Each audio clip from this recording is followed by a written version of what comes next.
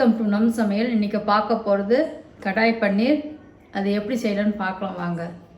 பன்னீர் 200 gram, அரை குடமிளகா, 2 பெரிய வெங்காயம், இதுக்கு தேவையான உப்பு, மிளகாத்தூள் 1 ஸ்பூன், கொத்தமல்லி தூள் 1/4 ஸ்பூன், கரம் மசாலா 1/2 ஸ்பூன்.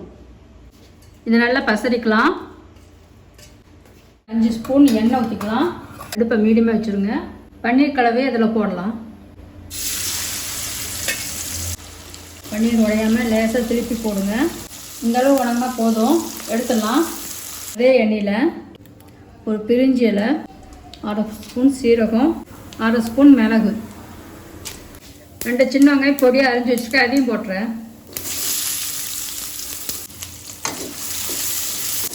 அடுப்பை மீடியமாக வச்சுக்கோங்க. ஒரு பச்சை மிளகா கீரி வச்சுருக்கேன், அதையும் போட்டுறேன். வெங்காயம் கண்ணாடி பதம் வந்துடுச்சு. 1 ஸ்பூன் இஞ்சி பூண்டு, 1 ஸ்பூன் மிளகாத்தூள், 1/2 ஸ்பூன் கரம் மசாலா,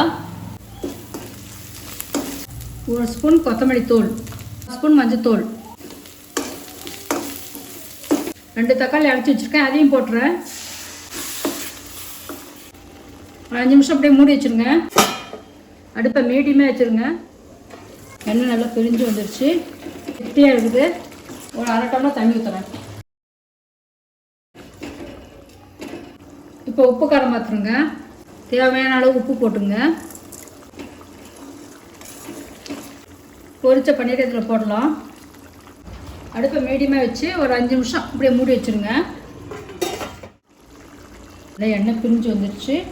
ஃபஸ்ட்டே கொத்தமல்லி தழை ஒரு கைப்பிடி போட்டு இறக்கிடுங்க. அடுப்பு ஆஃப் பண்ணிவிடுங்க. கடாய் பன்னீர் ரெடி ஆகிடுச்சு. வீட்டில் செஞ்சு பாருங்கள். வேறு ரெசிப்பியில் சந்திக்கலாம். நன்றி.